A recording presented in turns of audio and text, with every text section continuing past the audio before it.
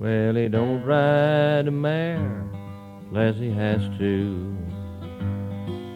He's leery of horse trainers' tricks, and he'd rather be caught eating mutton than to be caught asleep after 6. He don't bear the world on his shoulders. He takes care of things he knows how. His horses come first, never doubt it. They're partners in chasing the cow. He follows his own code of conduct that says, I came here to ride. Anything else is beneath him when you're living on cowboy pride. The sandhills of Nebraska is God's gift to the cowman. Grass is like a green carpet. That is, unless they have a dry spell. When it's necessary to ride the dry prairie, a cowboy always carries a box of matches.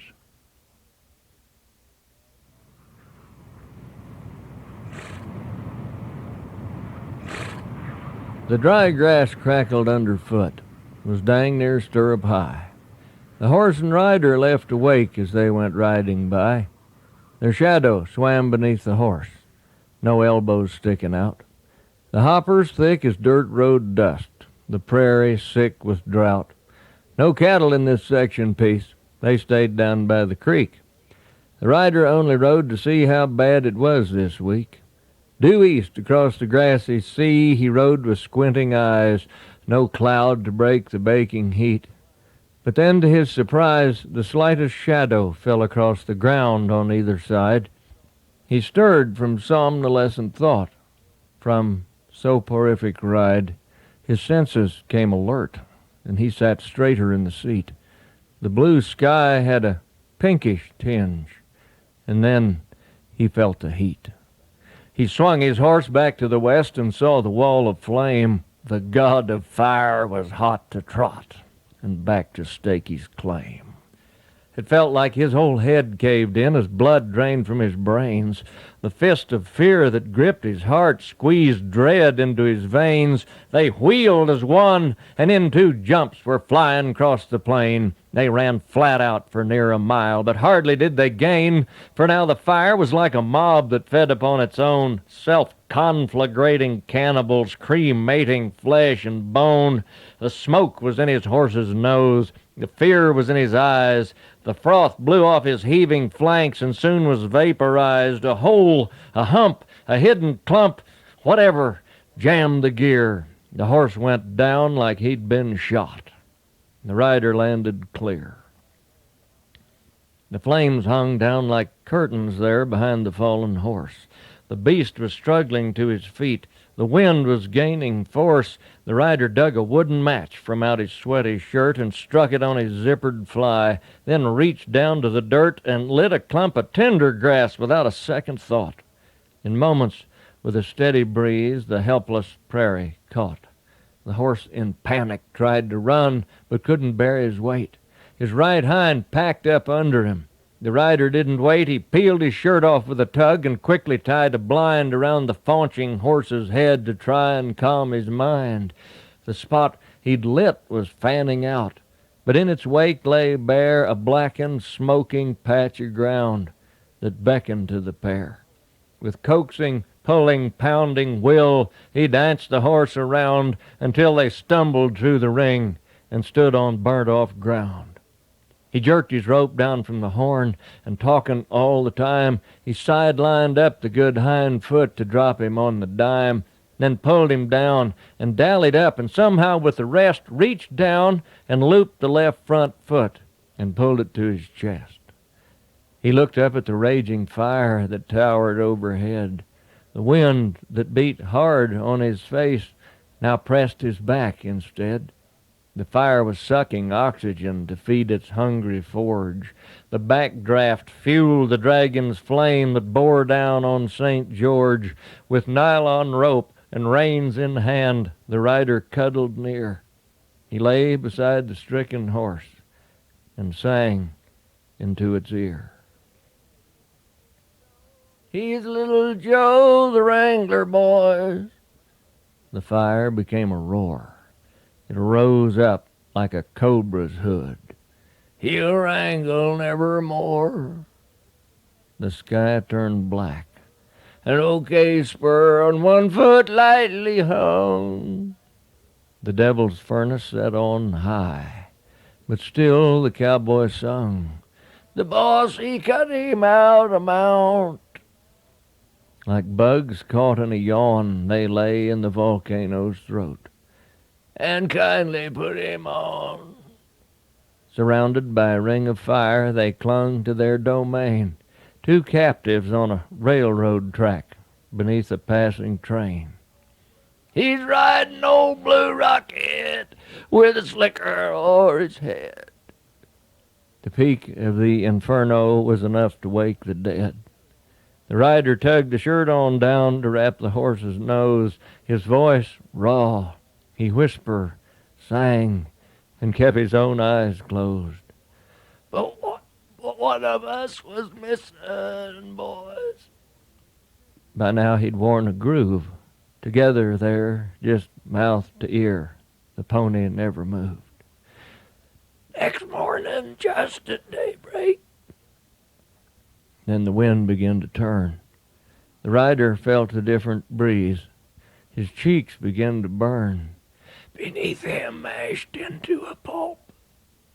Still trapped in his own hell, the rider croaked his scraping dirge. His spur had rung the knell. How long he held the horse's head, no one could really know. And on he sang. Our little Texas stray, poor Wrangler Joe. The pilot finally spotted him and radioed the ground. The boys who reached him in the truck weren't sure what they had found. The horse was laying on his side, his head pointing north. The rider hunkered over him, just rocking back and forth. The T-shirt burnt clean off his back, his bare head fairly scorched. The horse's hair was singed like wool, his mane and tail torched. The pair smelled like a branding fire. But what disturbed the boys was coming from the rider's lips. A scratchy, humming noise, a raspy, ragged lullaby that carried on the air and slithered up their prickled necks and held 'em frozen there. Before them grinned the face of death, the earth, its skin unpeeled, the world consumed by fire this time, apocalypse revealed. But beating in this ruined place, two hearts somehow prevailed and hung in balance by a thread. A sigh could tip the scales, and then Jim eased up, like you would do a spooky colt, perhaps, and touched him with an outstretched hand. The rider just collapsed. This tale was told in countless camps where killing time's the rule. Some say the rider was insane and babbling like a fool. But Jim, who reached the rider first, was haunted his life long with little Joe the Wrangler. But who knows? It's just a song. He's little Joe the Wrangler, he'll wrangle nevermore. His days with the remuda, they are o'er. 'Twas a year ago, last April, when he rode into our camp, just a little Texas stray and all alone.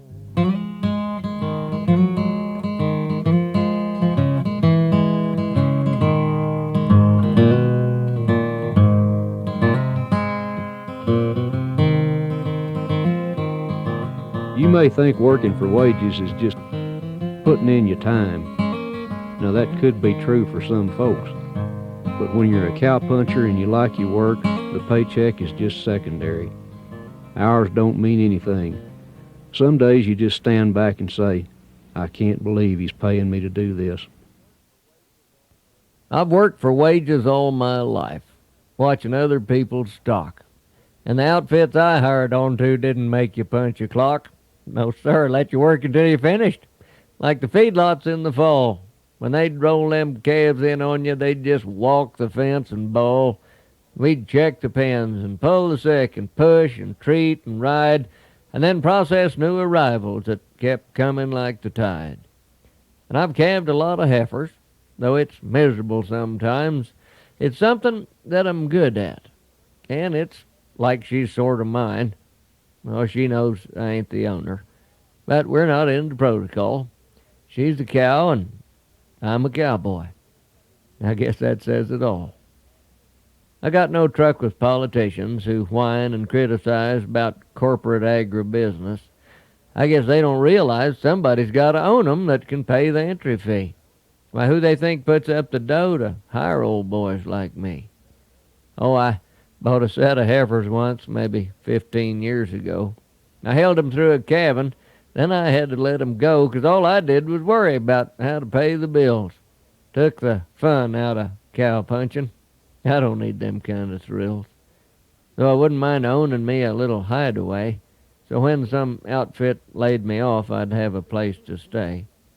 But I figure I'm just lucky to be satisfied at heart that I'm doing what I'm good at, and I'm playing a small part in a world that's complicated, where the bosses fight it out with computers and consultants and their counterparts with clout. They're so busy being bosses, they've no time to spare somehow. So they have to hire someone like me to go out and punch their cow.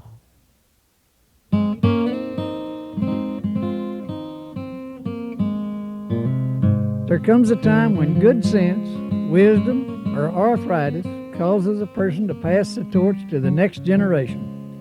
It's not always done with grace or ceremony, but it is passed nonetheless.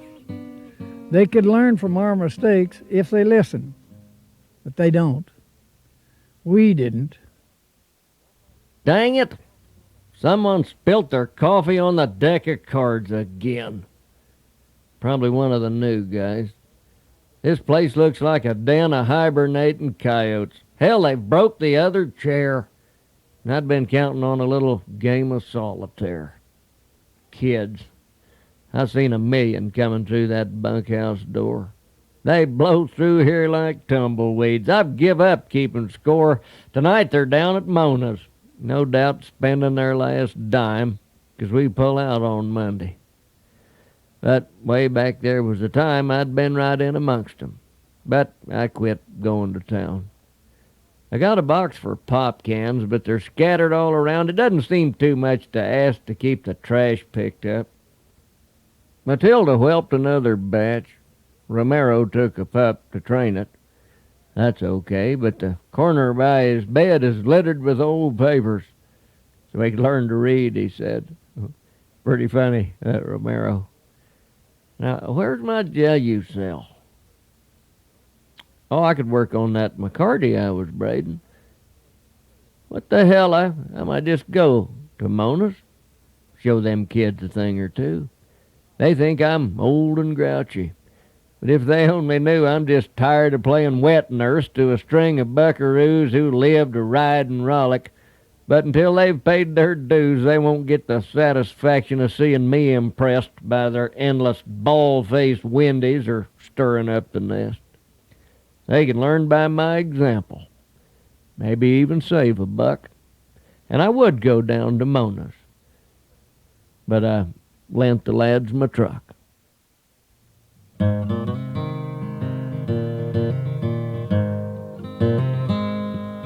If it can't be done a horseback, I ain't interested. Many a cowboy has gone down the road after speaking those words to the boss. It is the essence of cowboy pride, where survival, good sense, and regular meals all take a back seat. He'd rather go hungry. I'm closing in on 60 with a vengeance, Mr. Jim, and I wouldn't ask no favors if I weren't out on a limb, but it seemed like no one's hiring. Cowboying's all I know. And I worked for you a couple times, the last not long ago. It's been 10 years? Oh, really? Well, I run into Buster Cole, and he said you might be looking, so I gathered up my roll and bummed to ride off Buster. That's him waiting in the car. I could go back to Brawley, but that seems so dadgum far. Yeah, I know I quit you last time, but the winter froze me out. My knees were always aching. Think I had a touch of gout. But now I'm sound and solid as a horseshoe, Mr. Jim. You got the place fixed up real nice, all looking neat and trim. You painted the old bunkhouse. Man, I really liked it there. You still have Peg and Molly? Now they were quite a pair. They could drag that big old hay sled through the snow just like a plow. Yeah, I guess. Oh, she did? I'm really sorry. I guess you feed with tractors now. Ain't that rocket? Good a young horse as I started anywheres. Who's riding all your green stuff? Oh, you sold off all your mares? But if you wanted, we could get a couple yearlings, split the cost. I'd be more than glad to... Oh, sure. I just thought, well, you're the boss. But you still work cows a horseback, because there ain't no other way, and for that you need a cowboy, even one that's turning gray, and I'm your man. You know me. You don't need my resume. Can you put me in the bunkhouse, Mr. Jim? What do you say? A baler? Not on purpose. Me, I've always chased a cow. Well, I appreciate the offer, but I think I'll pass for now. Give my best to your good missus. You're divorced? The hell you are. I guess things are tough all over. Come on, Buster, start the car.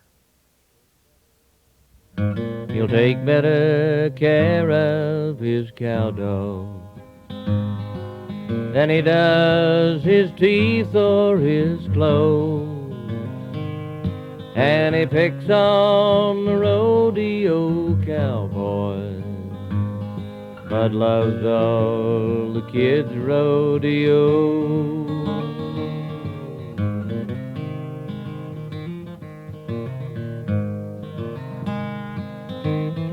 In the cowboy culture, complaining about an ailment is taken as a sign of weakness. Even when a day's rest or trip to the doctor would speed recovery, common sense is ignored in the name of pulling your share of the load. It's not always smart, but it's the cowboy way. He had a little fever, but he said he'd be okay. Too much to do to lay around and stay inside all day.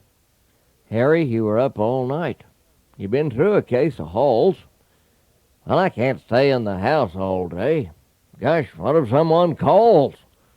Well, you wouldn't have to answer it. I'd tell 'em you're outside. What if Esther just dropped by? I'd have no place to hide. Well, don't fret yourself about Esther, 'cause I'm meeting her in town.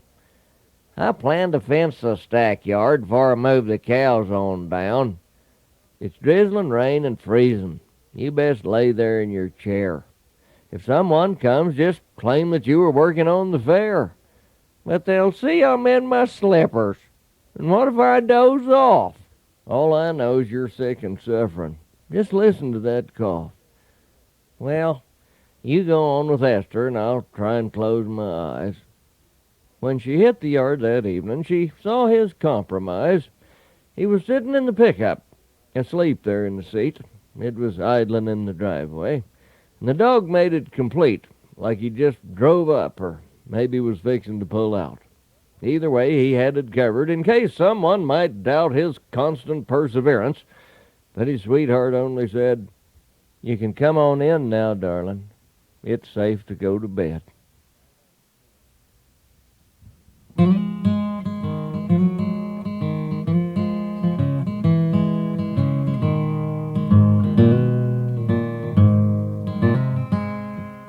Whether a ranch is family-owned or part of a corporate property, at the cowboy level it's all the same. And when one of these ranches change hands, the lawyers, owners, heirs, and CEOs worry about interest rates, payment plans, capital gains, and fiscal commitments. But the cowboy, he just worries about his job. I first met the crew in the bunkhouse, the day that we bought the 4Ds. I'd come in that night after supper and found 'em all taking their ease. My job was to count all the cattle and stay till the transfer was done. I offered my hand to the cowboys and asked how the outfit was run. My name is Manuel Palomino, vaquero. I came here to ride. The boss said if I was illegal, I only could work the outside. He put me down there at the desert, at Cow Creek. It wasn't a crime. They brought us the grocery on Tuesday, and that was how we told the time. 400 cows. Just me and a kid whose name I remember was Yak. It was cold. I was from Chihuahua, but no way was I going back. You remember old Jack, don't you, Tombstone? You was here back then, it's for sure. Yep, I was here when you hit the country. You was green as a pile of manure. You couldn't say nothing in English. Poor Jack, he'd forgot how to speak. When you guys come in for the branding, he wouldn't shut up for a week. I wonder where Jack ever wound up. He didn't stay long around here. All I know is that spring I'd been working the 4Ds for over a year. Hell, Tombstone, that must be a record. The boss says and swears that it's true that you work more times for the outfit than anyone else that he knew. You stuff it, Mick. You burnt-out old wreck. You spend half your life underground. Catlow Rim's been dug up so much it looks like a prairie dog town. All winter you live in that lion shack, prospecting and mining for gold. But sure be nice if you hit a vein before we all get too damn old. Say, mister, my name is Phil Duckett. I guess I'm the new buckaroo. You reckon the new 4D owners will keep the same guys on the crew? When some of these ranches change owners, they come in and clean out the place. Ain't no big deal if they do it. It's just that it seems such a waste. Like Manuel, he knows every canyon. And Tombstone, he knows every cow. And them hay meadows need to be watered, and Mick, he's the man that knows how. And even Pete back there in the corner don't say much and always looks grim, but he's a mechanical genius. Nothing don't run without him. Besides, he's been courting old Hazel, the cook, that you'll meet in the morning. Oh, now, Pete, don't look at me that way. You know I'm just honking your horn. Joe Ben's living down in the small house. He's young, but a real top hand. And his wife's expecting this summer. Her homegrown tomatoes are grand. Perdón, senor. Don't worry about us. But I sure hope they keep Mr. Gim. I think he's here for 25 years. A shame if they no hiring him. This ranch he knows like the ears of his horse.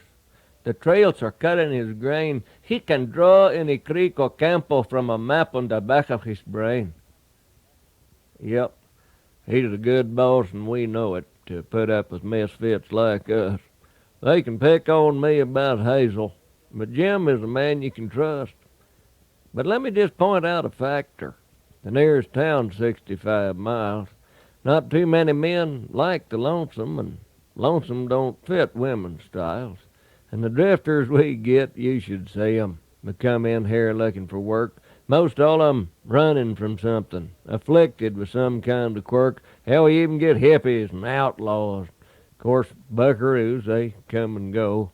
But a few of us, we're sort of home here. And we just thought someone should know. So keep us in mind when you go back, and if they ask how we might do, could you tell them we fit the country and put in a word for the crew? Well, I told them I'd sure think it over. We shook and I bid them good night. My bed was laid out at the main house, so I walked up there toward the light. I paused in the cottonwood shadows. The moonlight had made in the lane, and soaked up the smell of the sagebrush and the ozone promise of rain. I could hear the murmur of voices from the bunkhouse there for a spell. No doubt they were hashing things over to see if they'd made their case well. But men like these cowboys, I'd vouch for. It was easy to cut 'em some slack, 'cause 21 years this last winter, Manuel had been calling me Yak.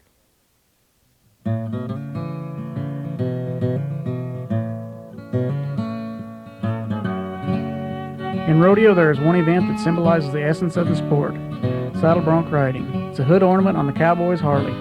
The North Country has produced a long line of world champion bronc riders, from Herman Linder and Casey Tibbs to Dan Mortensen. They figure that gives them bragging rights.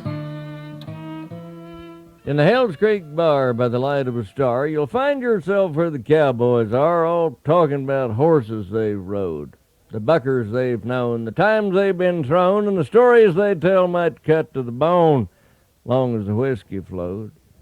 And amongst this crew who'd forked a few, they could rally on and ballyhoo and make you buy a round or two just to hear one more. They'd crack a smile like a crocodile and try to put the truth on trial, and all the while their lies would pile like beer nut bags on the barroom floor. They were kind of loud for a highline crowd. Jordan tough, Dakota proud, we're drawing out, this ain't allowed, and you better back your claim. They might concede Texans succeed, but the bulk, they say, of the saddle bronc breed comes from the land of the Sioux and the Swede, and proudly carry the flame. And I learned right quick in their bailiwick, you didn't even count a lick if you were a bareback man. That's child's play, they'd sneer and say. The only game there is to play is saddle broncs, 'cause that's the way it is in old Montana. To slap your hide on a bareback snide ain't nothing but a dish rag ride. A good cowboy just can't abide flopping around that way. Riding broncs and eagle's wing, a prehistoric reckoning, a panther's pulse about to spring, a bucking horse ballet, like skipping rocks or ticking clocks, an army tank with Mustang shocks, a magnum load with a hammer cocked, a moment caught in time. Suspended there, this purest pair with Casey, necktie, savoir-faire, two poets in an easy chair, making riding rhyme.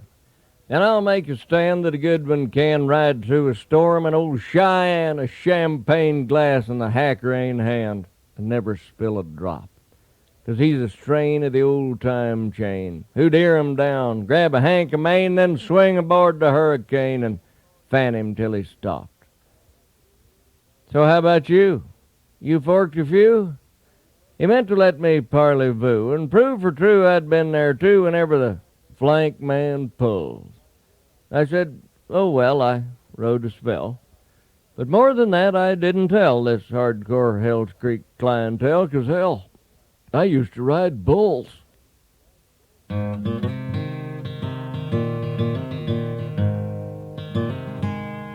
His schooling has come in the saddle. It's hard to change what he's learned. So hope that he's right in the long run. 'Cause right or wrong, he's a hard man to turn.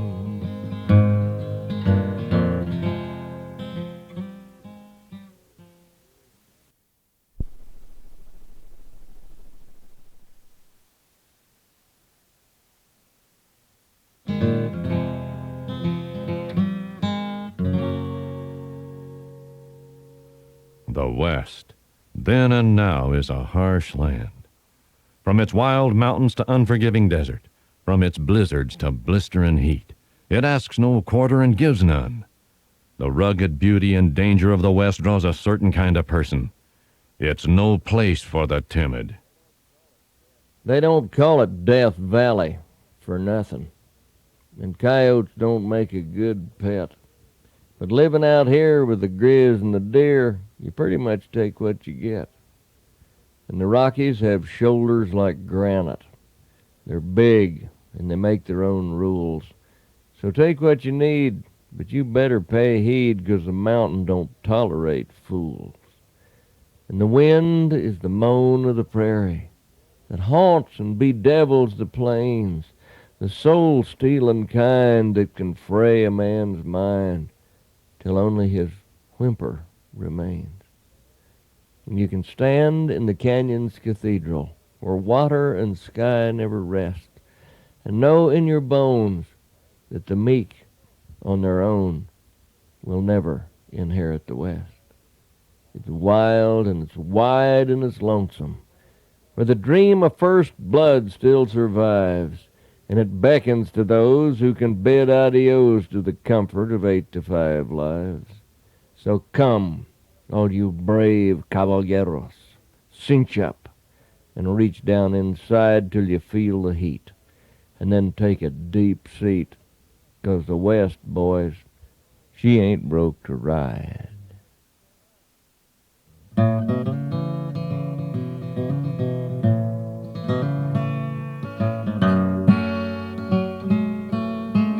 Death, whether it is long awaited or unexpected, leaves a hole.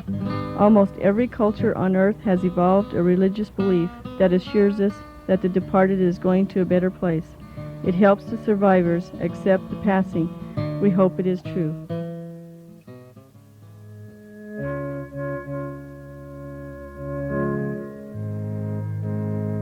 The Lord spoke to the heavy hearts that stood with hats in hand. Your sadness pains me deeply, and I know you'll miss this man. But it's true what you've been hearing. Heaven is a real place, and that's no small consolation. You should use that fact to face the emptiness his parting left, that seeps into your bones, and draw on it to ease your pain, for he is not alone. You see, all his friends are up here, and all his loved ones too, 'cause it wouldn't be a heaven without each one of you. And heaven for a cowboy is just what you might expect. It's horses that need tuning up, and heifers that need checked. It's long rides with a purpose, and a code that lights the way, and a satisfying reason to get up every day. It's the ranch he's always dreamed of and never knew he'd find.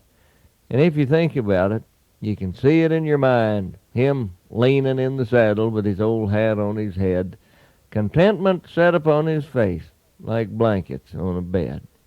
The leather creaks a little as he shifts there in the seat. The bit chains give a jingle when his pony switches feet. And you somehow get the feeling that he's sitting on a throne, a-gazing out on paradise, just like it was his own. I can promise you he's happy, though I know you can't pretend you're glad he made the journey. It's too hard to comprehend.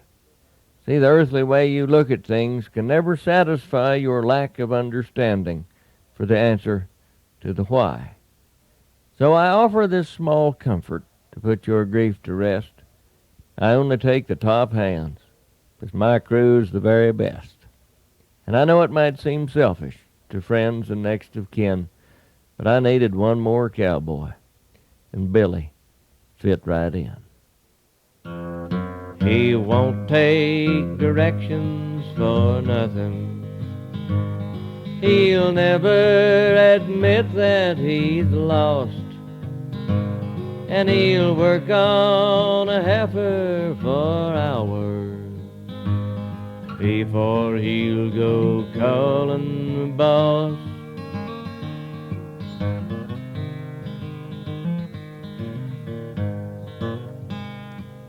When Casey Tibbs was riding a bucking horse in front of 10,000 rabid spectators, he made every cowboy in the arena stand a little taller. To see him ride like an angel on an eagle's back made us realize he was something special, even though he claimed to be one of us.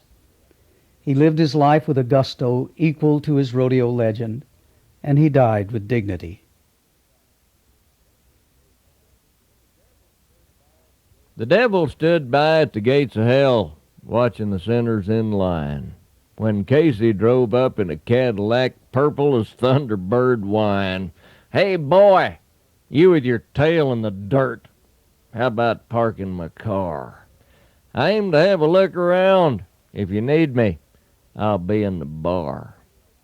The devil choked. "Don't you know who I am?" "I can't say as a place, you bud, but just from the looks of them puny horns, you're packing some Jersey blood."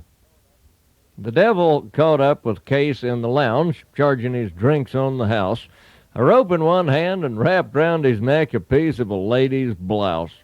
He was telling tall tales of rodeo days, and the crowd was having a ball, 'cause after each round he'd bang on the bar and smash his glass on the wall.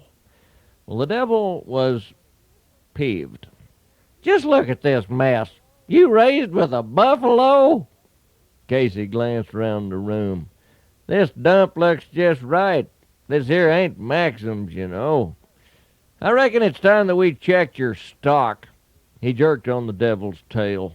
"Contractors like you most always have junk to poison a bucking horse sale." Well, he rode 'em all, some 2 or 3 times, all at the devil's expense, and just for a lark, he jerked a few steers and tore out a mile of fence. Then he jumped aboard the devil's best bronc and kicked him into a trot. They shot out the gate like snooze through a goose and straight to the parking lot where the devils had built a flea market for selling their second best. He roped the pole of the tent on the end and drug it plumb through the rest. He was going flat out when he crossed the grass of the only lawn in hell.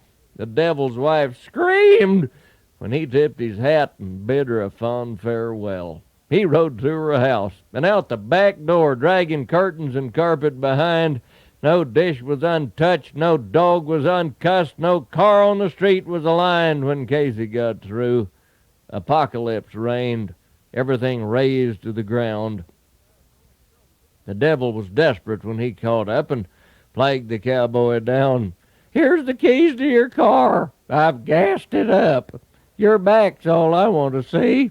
You showed up too soon. We ain't ready for you, and son, we may never be. If you can't tell, hell's a bad enough place without you making it worse. So do me a favor when your time comes. Try the other place first."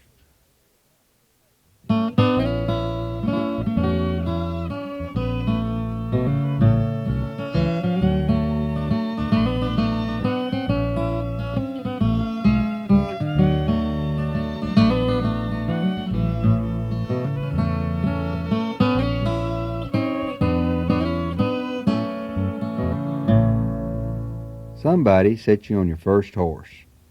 Somebody took you to your first dance. And somebody gave you your first kiss. For most of us, it was a big deal. Well, like as not, it was special for that somebody too. I danced with another woman tonight. My wife didn't seem to mind. We took to the floor like a pair of swans that fate forever entwined, leaving our wake through the dancers who flowed like notes in search of a song. We tested our two-step and tried out a waltz, and laughed when something went wrong. I led and she followed, trusting each step, spurred by the beat of the band. Like birds taking wing the very first time, it helps to hold someone's hand. Although I had known this woman before, I'd thought of her as a child. But there on the dance floor, arm round her waist, I found my heart was beguiled. For her, a window had opened. I was there. I'm eternally glad. The rest of my life I'll remember the first night she danced with her dad.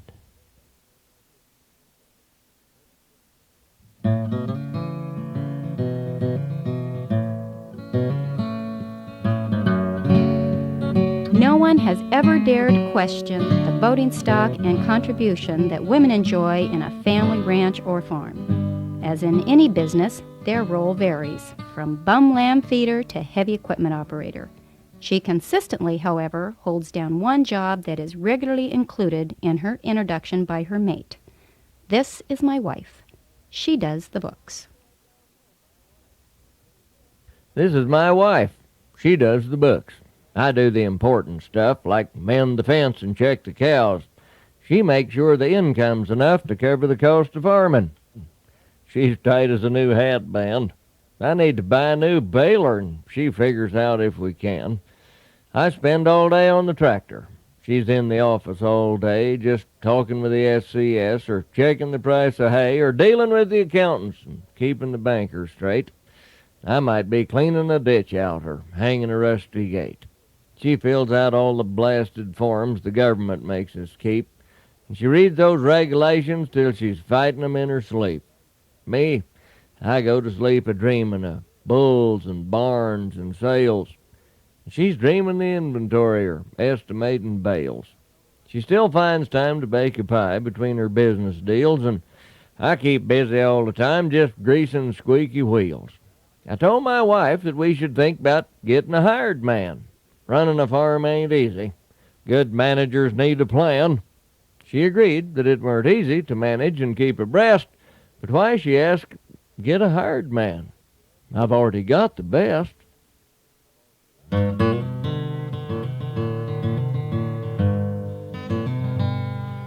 His hand fits a rope or a rifle. It's not made for shovels or hoes. He'll give a wide berth to the milk cow, 'cause that's chore boy's work, I suppose.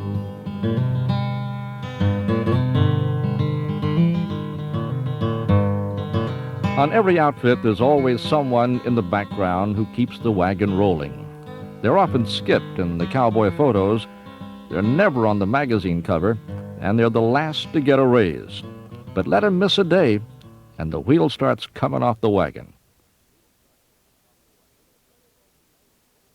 When they put him on the payroll, all the cowboys wondered why.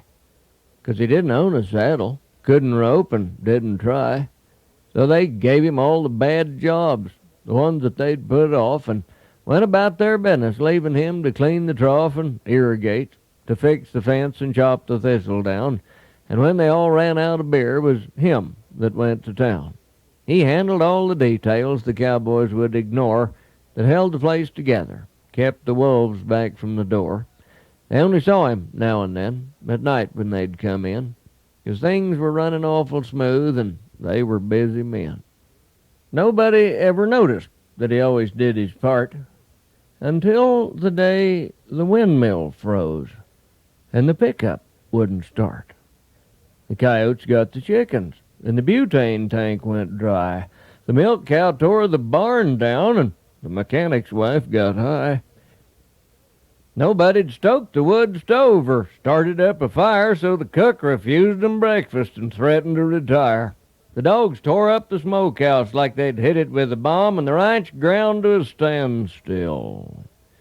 And the cowboys said, "Where's Tom?"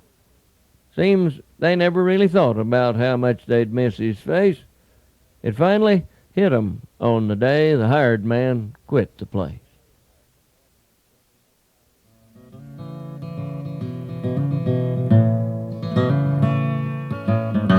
We who ranch for a living are no different than other families. We depend on each other. We each do our part out of responsibility, love, and joy. And sometimes we do our part with a misplaced sense of doing what we think is expected of us. It can be our Achilles heel. I'm sitting here at my daddy's old desk, just staring out at the yard. The barn looks the same as it always has. I guess that's why it's so hard. I can't put my finger on when it changed. When you come back every year, you don't seem to notice that edges get round and your footprints disappear. Machinery that once roamed this furrowed grounds evolved into dinosaurs. The harness hangs empty, weary with age. Cobwebs have covered the doors. The fences are melting into the earth.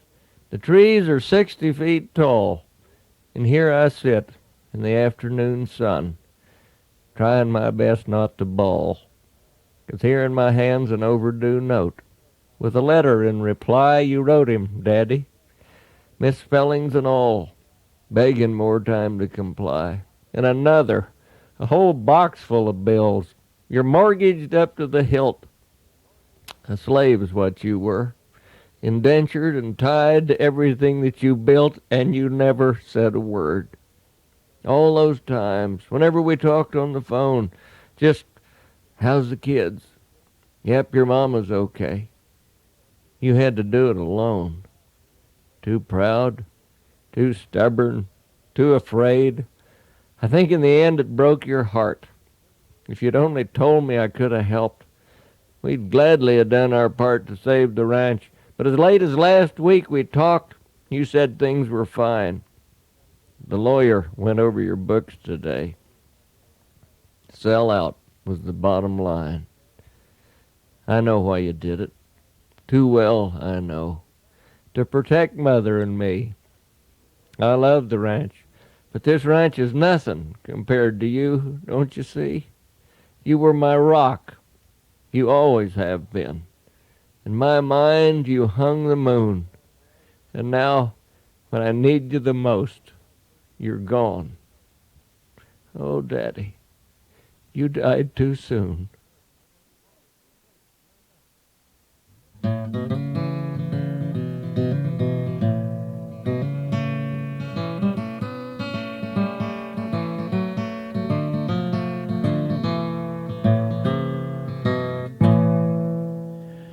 The mountain has a soft side. In summer it invites us to scratch its back and sit by its streams. We walk the trails and smell the pine, almost trusting. It seduces us into believing we belong. But man is no more than a flea on a dog's back when winter claims the mountain for her own.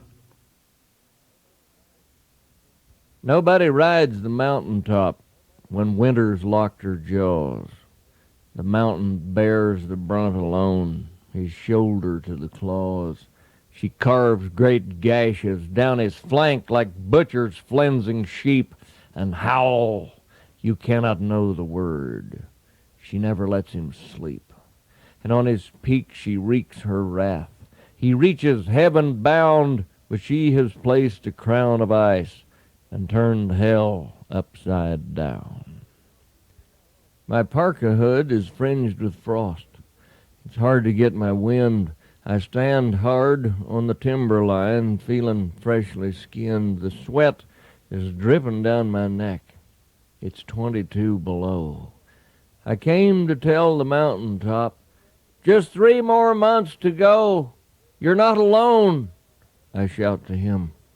There's others just like you who make their stand upon the earth and see the battle through the daily grind to just get by against all earthly odds and keep the faith, though they might feel forsaken by the gods. My words are snatched up by the wind and shatter in the air. The winter scatters spoken, broken pieces everywhere. I strain to see the highest ridge that climbs the steep terrain that's whipped until its frothy edge is like a horse's mane and then disappears into the storm, the maelstrom, the shriek that smothers and obliterates the nearly hidden peak. The winter bellows out her rage. She's coming down the face. I turn downhill and cower in the timber's tall embrace. Her blizzard fingers flow around the trees and follow me. I stop and squint back towards the top, but whiteout's all I see. I meant to bring some small relief. I wanted just to say no man or mountain stands alone. We're all the maker's clay, but I can only cringe and squeak. I whisper up the slope. But then the mountain answered back, go, friend, you left me hope.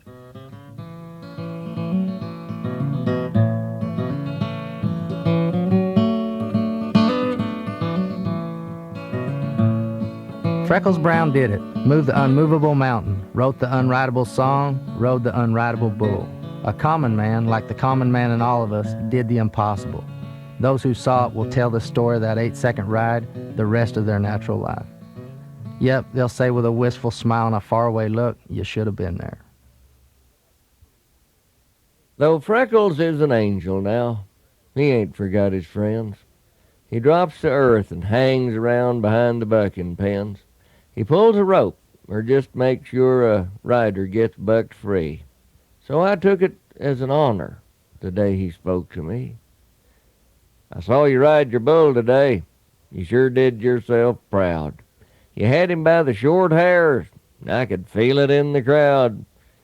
Oh, I really should be thankful that I even stayed aboard. You could have done it better, Freckles. I'm lucky that I scored. Hey, don't be putting yourself down. You know you did okay. The time will come when you'll look back and hunger for today, when everything was working right, and judges liked your style. Your joints were smooth and your belly flat, and girls liked your smile. 'Cause in between the best you rode and the last one that you'll try, you'll face your own mortality and look it in the eye. And there ain't no shame admitting you ain't what you used to be. The shame is blaming Lady Luck when Father Time's the key. So if they know you came to ride and always did your best, then hang your old spurs up with pride, 'cause that's the acid test. And say some gunsel offers you a Geritol on ice. Just grin him down, 'cause you don't have to ride Tornado twice.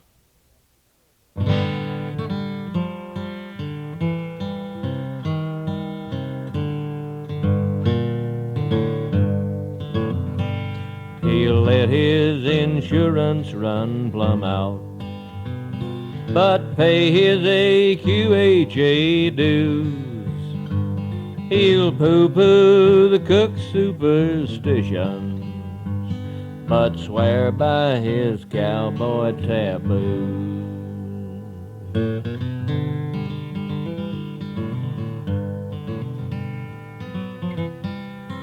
When you live in an isolated place, visits from outsiders take on magnified significance. And for all the talk about God's church being the wide open spaces, the Holy Word still has a pretty good foothold. Sometimes it takes a visit from a disciple to keep the faith strong. It was Christmas Eve at daybreak when we found him in the yard. His horse was porcupined with frost. The ground was frozen hard. He must have drifted in last night after we'd all gone to bed and had a fatal heart attack, 'cause for dang sure he was dead. We recognized him right away as Tater Jack, the preacher, a fire and brimstone, hard-nosed man with one redeeming feature. He believed and took it on himself to spread the holy gospel in places where the regular church had deemed it near impossible. We got to see him twice a year, 'cause we was out a ways. He usually came by Christmas, and he'd stay a couple of days. Now, Christmas in a cowboy camp's a pretty lonely place, and folks like us that live alone build a sort of carapace like turtles have, which insulates our heart from too much feeling. But Tater Jack cut no one slack. He preached like thunder pealing and got right down to the question: what did Christmas really mean? Was it just another winter day to ply the old routine? He'd dump the whole load on us, but what the heck, we had the time, and he was a grand diversion. Thumping Bibles ain't a crime. But he'd end each Christmas sermon with the passages from Luke. He explained we were the shepherds, which he meant as no rebuke. And then he'd traipse us all out in the dark and point straight up and say, "Fear not, I bring good tidings. Unto you is born this day a Savior, who is Christ the Lord." See them stars and us below? They were shining on them shepherds then, 2,000 years ago. So you see, that's how it started, with a bunch of guys like you who could see through all the hoopla and give this day its due. That's why he told the shepherds first. See, God trusts a simple man, so he signed your kind up early, 'cause he knew you'd understand. Well, Tater Jack would ramble on, but what he said held water, and it made us cowboys kind of proud and humble, like it oughter. Sam would play his ukulele, and we'd sing a song or two, and I reckon we were better men 'cause old Tater drifted through. So finding him this morning put a damper on the day. We thawed him out and combed his hair and stored his stuff away, and then buried him this afternoon on his final Christmas Eve. And we've all been sort of aimless since, maybe just too numb to grieve. Russell Don had shot a sage hen, and we saved it for tonight, and it was good, and we sure ate it all. But Christmas ain't quite right. Tater Jack made it official, a snubbing post to tie to. He gave Christmas real meaning. So maybe we should try to carry on like he would have us. Ain't none of us a preacher, but no line camp bunch of cowboys ever had a better teacher. Sam, if you can play Hark the Herald Angels on your uke, I'll try and read the cowboy part in those passages from Luke.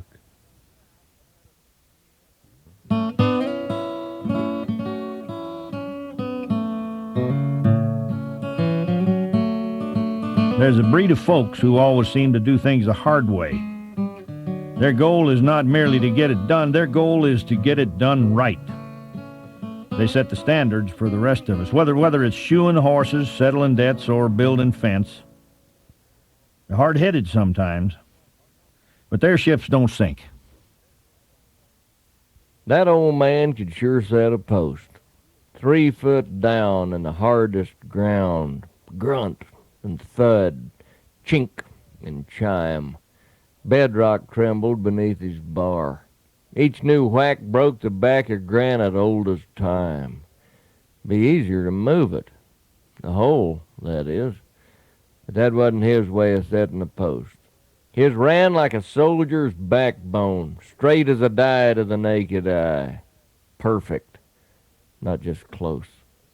He'd scoop the dirt into it in a careful way. Like sculptor's clay, he'd add an inch or two. Each one counts, he'd say to me, and then tamp that thing till the bar would ring and the earth was black and blue. He set cedar and steel, but what he liked most was an 8-foot post, the butt of a telephone pole. Called it planting a dead man for barbed wire fence to stretch against. Made a hell of a hole, big enough to bury a dog. Speaking of which, last week he pitched straight over, face down, and died. Not building fence, like you might think, but on his knees, tending trees that grew on the windbreak side. For 20 years we neighbored well, which just makes sense. Our common fence was always strong and tight. But Lord, he did things the hard way. Flat wore me out, but I don't doubt he tried to do 'em right. They struggled for an epitaph to consecrate in words ornate the place they'd lay his head. They didn't ask me. I weren't no kin to the lad. But if they had, this is what I'd said. He could sure set a post. One man's stand in the shifting sand of the world as it is today that offered hope. An anchor dug in deep that helped to keep us all from drifting away.